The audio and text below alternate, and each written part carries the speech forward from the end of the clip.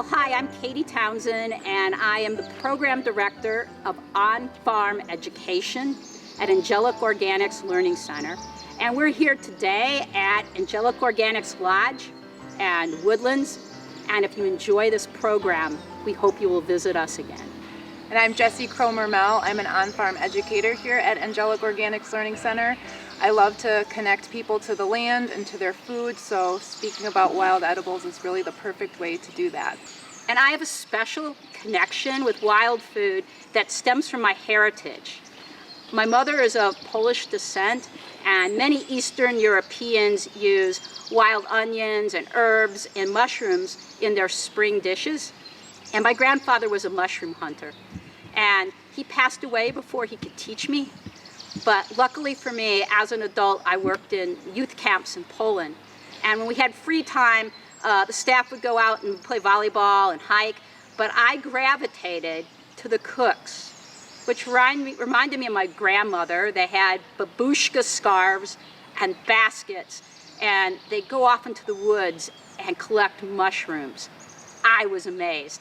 So I walked with them, I cleaned mushrooms, I cooked. And what that did is it awoke in me a desire to eat wild food, bring it in, prepare it, and serve my family and my community. But it's a great start to have a cultural connection and a desire, but let's couple that with some safety tips. So, tip number one, dress for success. So you're going to want to have closed-toed shoes. Check out my socks, long pants, long sleeves, gloves for the hands. And the reason for that is there are thorns out there, there's plant oils, and in some cases mild acids that could give you rashes, cuts, and scrapes. And if your skin's protected, you're just going to have a better time out there. Now, that's not all. I like to accessorize. Not with bling, yeah, take a look at me, not with bling, but with reference books. So when I go out into the woods, there's a couple I like to bring. I like to bring Edible Wild Plants by Peterson. Has a lot of information. And I like to bring a simpler guide maybe, Edible Wild Plants, that have some basic ones I could use with children. And if I'm looking after something specific like fungus, I bring my mushroom book.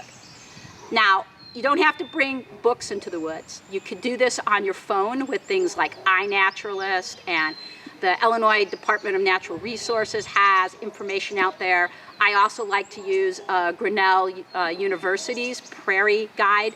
You know, pick something. But the idea is to bring more than one reference with you out into the woods. Accessorize, right? So we've dressed for success. We have accessories. Now, identify, identify, identify. Positive identification. Now, because we have those reference materials with us, either on our phone or books, we could learn characteristics of the plant we hope to see, or the berry, or the nut, or the fungus. So my recommendation is to focus on one item and learn all about its characteristics. Whether it be square or round stems, or color of the flowers, or number of petals, or opposite or alternate leaves. All of those things are going to help you to positively identify that plant out there. Now, there's also phone a friend or go with a friend. Remember my babushka grandma mentors. That is so valuable if you could also find a mentor to go with you for identify, identify, identify. You also want to make sure you're in the right environment, okay? Chemical-free, pollution-free. So highway right-of-ways or parks that might be sprayed for mosquito abatement, places like that are to be avoided because your food will be coated with chemicals. But you also need to watch out for natural pollutants, like if a creek overflows or a river, sometimes that mud, sludge, whatever on those plants has extra bacteria. Avoid those areas. Go to a more upland location if you can, or a cleaner location. Also, you want to avoid large amounts of animal feces. So don't gather your violets in the dog park. In our case, we're on a farm, So we rotate our cattle. We would not probably gather in the last space where we had our cattle. So be aware of the amount of feces that's out there. Avoid it, go to the right location. The other thing is, this kind of goes without being said, pick healthy plants. If you see a lot of fungus or disease or insect infestation, don't choose that plant to sample. Then there's the foolers or imposters. There's going to be plants that look like maybe the plant you're after that's edible, but in actuality, they might be inedible or toxic. So you want to try to make sure you pick locations that don't have a lot of the imposters and your desired plant. I'll give you a great example here on the farm. I like wild grape. We have this little fence line with wild grape, but entwined in our wild grapevines are moonseed. They have purple berries that bunch up like a grape. They're seeds shaped like a crescent moon, and they're toxic. But you can't see that inside of the fruit right away, so we avoid that space.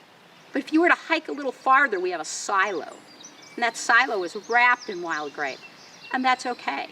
Another thing with avoiding imposters or the foolers is to only focus on one thing at a time. If you go in an area and say, I'm going to try and get all the edible plants in that area, your mind's distracted.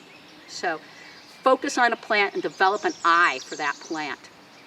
Okay. Another thing you're going to want to do is make sure you don't sample in the field. I got to confess, I do eat berries out in the field sometimes. I probably shouldn't. The best way to do it is to take separate collection bags and only put one species at a time in each bag. Bring them back, wash them, then you'll have an opportunity to cross-check your work.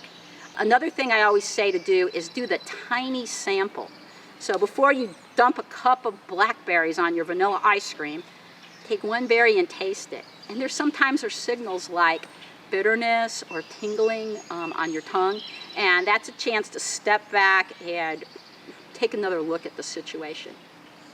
But with all of the things we're talking about with safety, I don't want you to be discouraged. I want you to learn, maybe get out there with a mentor, because there's so many advantages. There's so much nutrition out there in our wild spaces.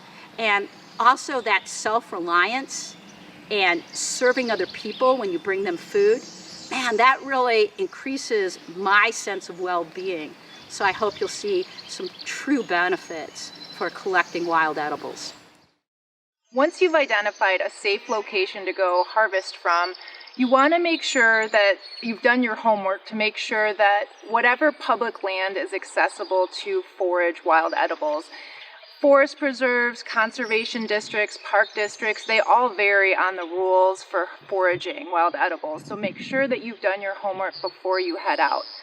And as the popularity of wildcrafting grows, it's really, really important to remember the honorable harvest. So when you go out to the field, make sure that you stay on the trails as much as possible. If you do have to deviate from the trails, be very careful where you step. You don't want to disturb delicate plant communities by just trudging through the woods in search for the wild edibles. So be conscious of where you step. It's also really important that you don't take the first plant you see. That could be the only plant there is. So make sure that you find a healthy population of plants before you even think of harvesting. Remember to take only what you need. So don't take more than you think that you can use that day, because wild edibles don't tend to last very long.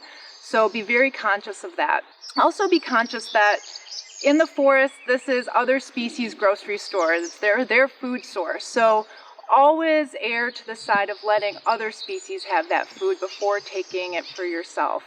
Never take more than about 5% of the plants that you find. You want to make sure that there is plenty of the plant community to regenerate, and also leave some for the other animals that might use that source as food, and also for other foragers out in the woods. So keeping all those things in mind is really important to just honor the gift that the forest gives us. And in mind of that, it's also nice to think about sharing your harvest with other people. So getting together with some friends and cooking for others. And thinking about reciprocity as well. What can you give back to the forest? So maybe it's bringing a bag so that you can pick up trash along the way, or growing some native plants to plant in your yard. Things like that to consider so that you're being a beneficial part in the whole ecosystem. Okay, in addition to field guides as accessories, we'd also like to share with you some tools that we bring out into the field. And I'm going to start, because I had talked about a collection pouch or bag for every item, so you're not mixing items, cross-check them when you wash. This is a solid bag, which really it's nice and light. You can pretty much use it for anything except if you're collecting fungi, guild fungi with spores, I would use a netted bag. You could see that I probably spent a lot of money for my netted bag. And the idea behind that is you put the mushroom in and then you gently shake, and that way you're bringing the next generation of mushrooms to the ground by letting their spores fall. You could also, of course, get a little fancier one. But the idea is use netted bags, especially for something like morale collecting. And I'm going to pass it to Jessie so she could talk about another item. So we've got another method of collection here too. We've got a food safe bucket. This is really good if you're harvesting wild greens because you don't want the greens to get bruised and crushed in a bag. So we have a nice bucket here. I also like to bring a spray bottle with if I'm going out to harvest wild greens. They tend to wilt if you're out for a while. It can sometimes take a long time when you're out harvesting for wild edibles. So you want to make sure that your greens stay fresh, and spraying them from time to time with your spray bottle can be really helpful with that. All right, I'm going to talk about something I don't do very often, and also I'd like you to be extremely careful with. This is a shovel for digging. Just remember, we do not want to impact the plant community. So there's not too many opportunities or times where you're actually going to dig something up. You want to leave part of the plant, roots intact, or portions of the plant there. But occasionally I could use a digging piece for something like a cattail bulb. Another option is this multi-purpose tool. I think in a lot of ways it looks scary, but it's probably less invasive in that it's kind of sharp and directed right at that underground thing you're going to get. You could also use it for cutting, but I'm going to let Jessie talk a little bit more about the actual snipping and cutting. So Katie and I tend to use something more like a sharp knife more than we do trowels, or if we're harvesting greens, specifically like nettles, we might use scissors or other hand tools for cutting. But pocket knives, and Katie's got a really nice multi-tool here too that's got a knife and scissors and a lot of different components to it. These are really nice if you have it very sharp. You can make sure that you're cutting the plant without damaging the root ball. Like Katie said, you want to make sure that you're being ethical with your harvesting and not taking the whole plant. So specifically thinking about plants like wild ramps, you never want to dig up that whole bulb because then you're going to kill the plant. Likewise, you don't want to take all of the greenery from the plant either because that's how the plant makes food. So you just want to think about how you're harvesting so that the plants can thrive. So knives are your best friend, and you just want to always make sure to be very careful and safe with them. All right, now that we have all our gear ready, we're set to go out into the woods. Wait. One more fashion moment, please. Our woods does have some ticks, and I just really love doing this because it's colorful, fun, and it protects us from ticks crawling up. So if everybody would just take their socks, tuck them in their pants, and then also remember that when you get in, to just do a check for ticks, and you'll be just great out there. And guess what? You're gonna look fabulous. All right, we're ready to head out into the woods to look for some spring wild edibles. Stay tuned for some more videos throughout the seasons on things that you can harvest directly from the woods. Let's head out with Al and Dom.